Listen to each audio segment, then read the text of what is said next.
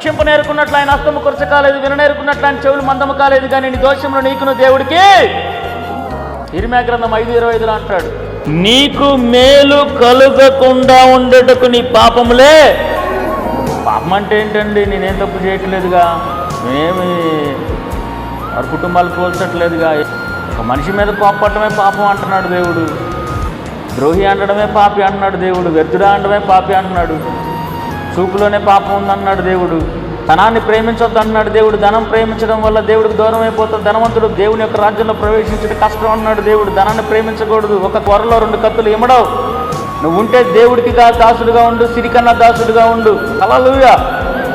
ఏంటి పాపం? ఇస్కరియోతు యోధ ఎందుకు చనిపోయాడు?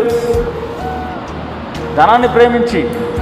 డబ్బు ఇచ్చింది దేవుడే కదా, ఆశీర్వాదం ఇచ్చింది దేవుడే కదా, అభిషేకం ఇచ్చింది దేవుడే కదా, సంఘంలో చేర్చింది దేవుడే కదా. అననీయ సప్పీరాలు ఎందుకు చనిపోయారు? వాళ్ళ ఆస్తిని వాళ్ళు అమ్ముకొని దేవుడికి ఇవ్వకుండా దాచిపెట్టబట్టి. గెహాజీ ఎందుకు కుష్ఠరోగం తెచ్చుకున్నాడు? ధనాన్ని ప్రేమించి. మరి జక్కయ్య ఎందుకు రక్షించబడ్డాడు? ధనాన్ని విడిచిపెట్టబట్టి. ధనాన్ని ప్రేమించినోడేమో, ధనాన్ని దాచుకున్నాడేమో అక్కడ గొప్ప కూలి తెచ్చారు.